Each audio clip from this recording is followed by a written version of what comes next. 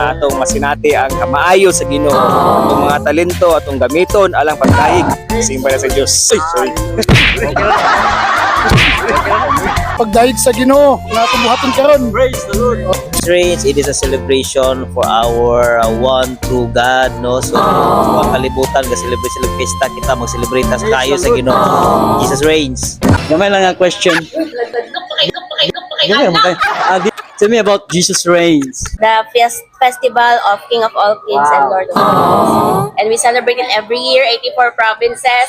Simultaneous celebration yun. Luzon, Visayas, and Mindanao every November 30. Jesus reigns is a celebration every year, entire Philippines. So, come join with us.